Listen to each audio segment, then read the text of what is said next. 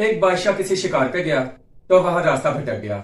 जब आगे गया तो उसे वहां एक झोंपड़ी मिली। झोंपड़ी में एक शख्स था, उससे मुलाकात हुई। उसने बताया कि मैं यहाँ पे रास्ता भटक गया हूँ। उस शख्स ने उस बादशाह की बहुत खिदमत की। बादशाह को उसकी खिदमत बहुत पसंद आई, लेकिन वो शख्स नहीं जानता था कि मैं जिसकी खिदमत कर रहा हूँ, जिसकी मेहमान नवाजी कर रहा हूँ, ये एक बादशाह है। जब बादशाह जाने लगा तो उसने उसे अपना तारुफ करवाया और कहा कि मैं बादशाह हूँ। अगर तुम्हें जिंदगी में कोई मसला पेश आए, मुश्किल हो, तो तुम मुझसे जरूर मिलना। और जाते हुए उसे निशानी के तौर पे अंगूठी दे दी अपनी और कहा, मैं जिस भी हालत में होगा मैं तुमसे मुलाकात करूंगा, बस तुम ये अंगूठी दिखा देना। और ये कहकर बादशाह चला गया। वक्त गुजरता गया। एक वक्त आया कि उसी नौजवान को, उसी शख्स को एक जरूरत आ पहुंची। वो उसे याद आया कि बादशाह ने मुझे इस जरूरत के लिए कहा था कि कभी कोई जरूरत हो तो मुझसे मिलना जरूर। वो सीधा बादशाह के पास जा पहुंचा। रास्ते में जब गया तो दरबान ने महल के दरवाजे पर रोक लिया। दरबान ने जब सर से लेकर पांव तक नजर दौड़ाई, एक गरीब और मुफलिस आदमी, उसने कहा, भाई किधर?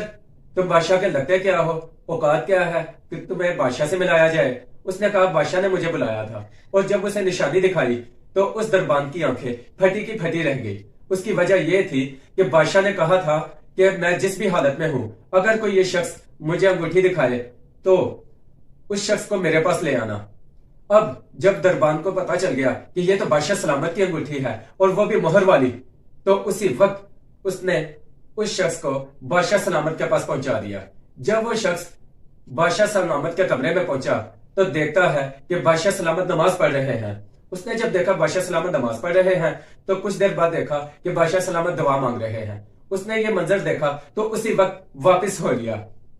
दरबान ने पूछा, भाई किधर? मिलना नहीं? तो उस शख्स ने कहा, मिल लिया, अब मुझे जाना है, मेरा काम हो गया। उस दरबान ने कहा, रुक जाओ, लेकिन वो ना रुका और चलता बना। जब बादशाह इबादत से फारग हुआ तो दरबान ने सारा वाकया बादशाह को सुना दिया और खुलिया भी बताया कि इस खुलिये का ऐसी ऐसी शक्ल का इंसान आया था आपको मिलने। अब बादशाह ने हुक्म दिया कि वो तो मेरा मोहसिन था, जाओ उसे मेरे पास लेकर आओ।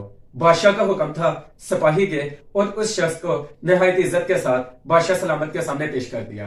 अब बादशाह सलामत ने कहा, आए थे, मिले भी नहीं और वापस चल दिए। उस शख्स ने कहा, हजूर, आपने कहा था अगर कोई काम हो तो मुझसे मिलना जरूर। मैं आया तो काम से था, लेकिन जब मैंने आपको नमाज की हालत में देखा और उसके बाद जब दुआ मांगते देखा तो मैंने सोचा कि इतनी बड़ी सल्तनत का मालिक और एक जात से मांग रहा है, उसे भी कोई चीज की जरूरत है और वो उस जात से मांग रहा है, तो क्यों ना मैं भी उस जात से मांगू। लिहाजा अब मेरी जरूरत मैं उसी से मांगूंगा। ये कहकर उसने कहा कि मेरा काम हो गया। तो लिहाजा और एक वक्त आया कि उसका फिर काम भी हो गया, क्योंकि अल्लाह पाक पे उसने डोरी फेंक दी थी, उस जात पे उसने आस रख ली थी। लिहाजा हम सबको भी उसी का मोहताज रहना चाहिए। अल्लाह पाक हमें अपना ही मोहताज बनाए, किसी दूसरे का मोहताज ना बनाए। हमारी यही दुआ है।